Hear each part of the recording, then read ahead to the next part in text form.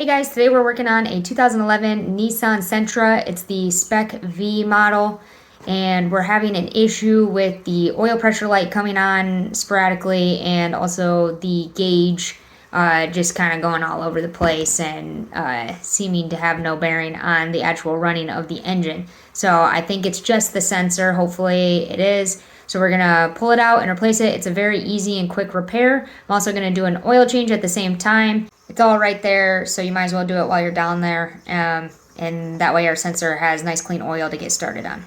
Block your tire and set your parking brake. Get your car jacked up and put some jack stands under there. Make sure you don't get crushed. Okay, there is your oil pressure sensor right there. Mine actually looks like it's not even all the way in. So that's odd. Maybe that's part of our problem, but so we're gonna unplug that. It's just a pinch clamp. I can't really get my hand in there while I'm videoing, but you just pinch it and pull off and it should come right out.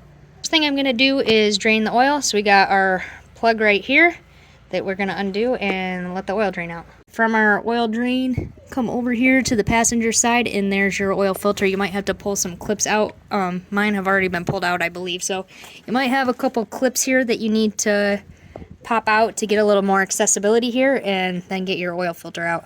So we used a 24 metric deep socket. I think it's 15/16, just under 1 inch for standard size. This guy came right out real easy. I believe this might be the original sensor because I think that they usually look like that. I'm just comparing it to the new one. Everything looks the same. The plug looks the same. I'm going to use a little thread sealing tape here and just put one wrap around there just to make sure the threads all seal, and we're going to reinstall it. Once you got your sensor back in there and your oil plug back in and your new filter on, all that's left to do is add your oil and fire it up, make sure it works. Don't forget to plug in that new sensor. And it's always a good idea to add a little dielectric grease to your plug just to keep it from getting wet and corroded. It helps it last longer. So if you found this helpful, like and subscribe, and as always, stay independent out there.